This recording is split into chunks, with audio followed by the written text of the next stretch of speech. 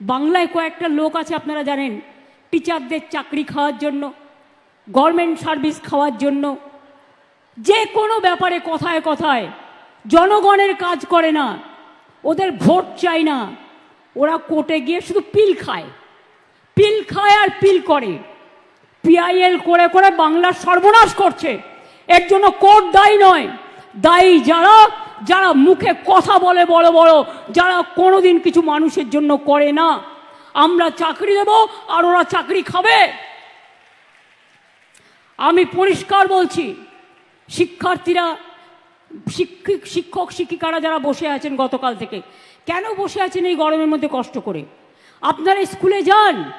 আমি তো আপনাদের বলেছি, সুপ্রিম কোর্টে আপনাদের টাকা বন্ধ করে দিয়েছিল, চাকরি বাতিল করে দিয়েছিল, কিন্তু আমরা তো রিভিউ পিটিশন করেছিলাম এবং তাতে তো আমরা বলেছি যে আপনারা মাইনে পাবেন এবং সিস্টেম অনুযায়ী মাইনে আপনাদের কাছে চলে যাবে।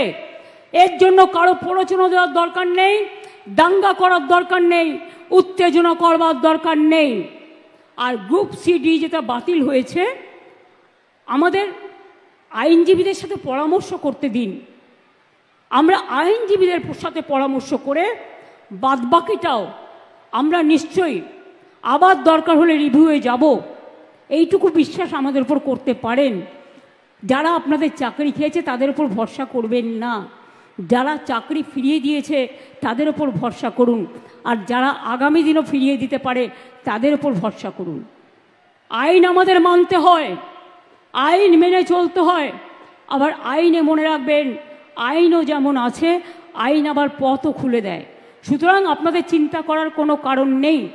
আমি তো নিশ্চয়ই চাইব না আমার রাজ্যে বেকার বাড়ুক। আবার দেখছি হাইকোর্টে একটা কেস করে বসে আছে, 35,000 প্রাথমিক শিক্ষককে ছাঁটাই করতে হবে। এরা কারা? এরা কারা? আমি জিজ্ঞেস করতে চাই, যারা একদিন আমাদের মন্ত্রিসভায় থেকে, তারাও কম লক্ষ্যে টাকা দেয়নি, এই চাকরি দেয়নি,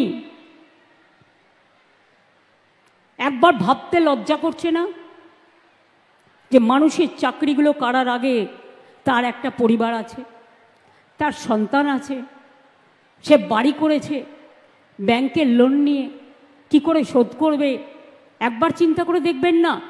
রাজনীতি করতে গেলে শুধু দানবিক মুখ, মানবিক মুখটা কোথায় যাবে? মানবিক মুখের আজকে সবচেয়ে বেশি প্রয়োজন।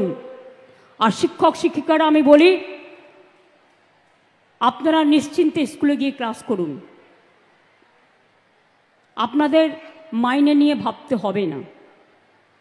আইনের মধ্যে থেকেই রাজ্য সরকার আপনাদের কাজ করে দেবে।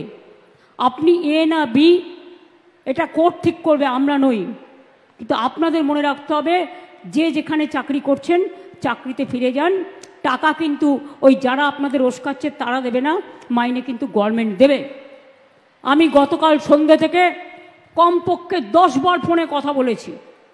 আমি কলকাতায় থাকলে হয়তো 1 সেকেন্ডে মিটিয়ে দিতে পারতাম, কিন্তু যেহেতু আমি মিদনাপুরে আছি, আমি রাত 12টা পর্যন্ত কথা বলেও দেখছি কেউ কেউ রিজিড আছে যে টেন্টেড আনটেন্টেড লিস্ট বের করতে হবে। আরে আপনার কি যায় আসে? কেন অন্যদের কথায় পা দিচ্ছেন? টেন্টেড কি আনটেন্টেড কি আপনার দেখার তো প্রয়োজন নেই। ওটা দেখার জন্য রাজ্য সরকার আছে, কোর্ট আছে। আমরা এভিডেন্স নেব, আমরা কোর্টের কি বলা হয়েছে দেখব। এটা আপনার তো লিস্টের দরকার নেই। আপনি চাকরি করেন, আপনার চাকরিটা আছে কিনা দেখার দরকার, আপনি ঠিকমতো মাইনে পাচ্ছেন কিনা সেটা আপনার দেখার দরকার। অন্যটা আপনার দেখার দরকার নেই, ওটা আমাদের ওপরে ছেড়ে দিন। মনে রাখবেন, ইউপিতে 69,000 লোকের চাকরি গেছিল বিজেপি সরকার থাকাকালীন, কেউ ফিরে পায়নি। আমি তো আপনাদের বলছি আপনারা ফিরে পাবেন। আমরাই তো আপনাদের কোর্টে গিয়ে আপনাদের হয়ে ফাইট করে অ্যালাউ করেছি। ত্রিপুরায় 10,000 লোকের চাকরি চলে গিয়েছিল, কোর্ট বাতিল করে দিয়েছিল। বিজেপি সরকার বলেছিল ক্ষমতায় এসে ফিরিয়ে দেবে। আজ পর্যন্ত 7 বছর হয়ে গেল, ফেরায় তো নি। উপরন্তু তাদের মাথায় লাঠি মারা হয়েছে। আমাদের সরকার কিন্তু তা নয়।